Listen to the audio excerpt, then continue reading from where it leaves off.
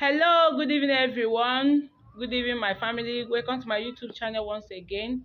Abeg, I wan make everybody come lis ten to dis thing because Nigeria now the gbese wey dey for our head e no be here. Nigeria is owing gbese, very big gbese, and na so everyday dey come, na so the thing dey go up. As I dey like dis, me I no even know where dis country dey take us dey go. Now our generation, our children, our unborn child wey never know anything wey dey go on for dis generation, dey go grow up come meet all dis gbese wey we dey own. Nigeria, where are we going to? Abeg, make una watch, comment, share, tell me wetin una learn for dis video because me as una see me like dis, I don dey enter Ghana like dis with my lady Benz. Thank you. When you steal what you have borrowed, leaving your predecessor to pay, it's either called aluta continua or undocumented severance. Finance Minister Zainab Ahmed on Wednesday last week announced that Nigeria has received $800 million from the World Bank to share to 50 million Nigerians as palliative before petrol subsidies are removed in June. She said this year alone, they have budgeted 3.36 trillion naira for petrol subsidy until mid-2023. This is as Sunday Dare, Minister for Sports, said 21 billion naira will be needed to renovate the National Stadium in Lagos. And then, wait for the big one. Aviation Minister Hadi Sirika announced that he had commissioned 10 firefighting trucks for the airport at the cost of 12 billion naira or more. That's 1.2 billion for one truck. I don't know whether to cry or laugh. No wonder both young and old Nigerians are leaving the country in droves because certainly they will feel there's nothing left for them. But the one way off me for all of them. Politicians that are quick to go abroad for minor ailments are legislated to stop Nigerian trained medical doctors from taking a job outside of the country. How you will flog your kids, deprive them of food, go out to eat, and then lock the door. Say maybe they no go find food outside. That no be only juju. That is the height of irresponsibility.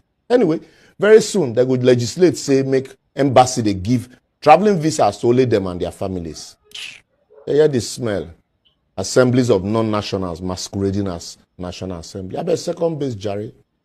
In 2014, during the 2015 general election campaign, Buhari, in one of these numerous interviews, was quoted to have said, "There's nothing like petroleum subsidy in Nigeria. What they call subsidy is fraud."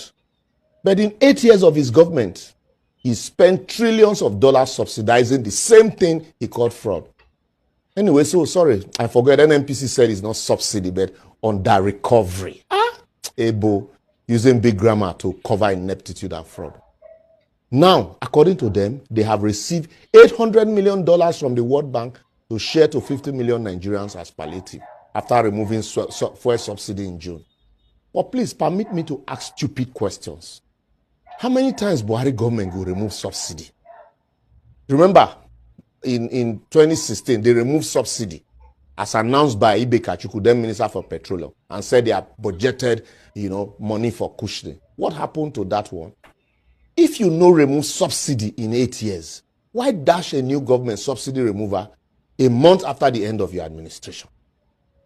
How did they determine those poor citizens? Because despite the poverty all around me as a community leader, I've never seen any beneficiary of these social investment interventions. If you are stopping borrowing for consumption, why borrow to share for consumption? Even if that is the condition for the money, won't you reject it? All the money they showed us the Vice President, Professor Yomi Oshibanjo, was sharing in various markets during election. How has it eradicated poverty? Another one is in a country that is the poverty capital of the world with more than 133 million Nigerians living below poverty line. How did they conduct the registration to arrive at 50 million people as beneficiaries? How much will each person get that will actually cushion the impact of subsidy removal? The question plenty, just add your own. Instead of make these people tell us say they want to package severance for themselves as they are leaving office, they are deceiving or suspecting citizens with their bojo arrangement called palliative cushioning. The same government that refused to share food donated to citizens as palliative during COVID, left the economy on a free fall for 8 years, and then used currency redesigning to push people into hunger, starvation, and debt as parting gift, is now promising to share $800 million to, or if you convert it, 596 billion naira to Nigerians as palliative or subsidy removal, and you believe them, then something must be wrong with you. I will therefore advocate the Transition Committee should immediately stop that disbursement and join hands in reviewing the terms and conditions of the grant or loan. After all, they never tell us whether it's a loan or grant. The incoming government should set up their own committee and template for implementing or removing any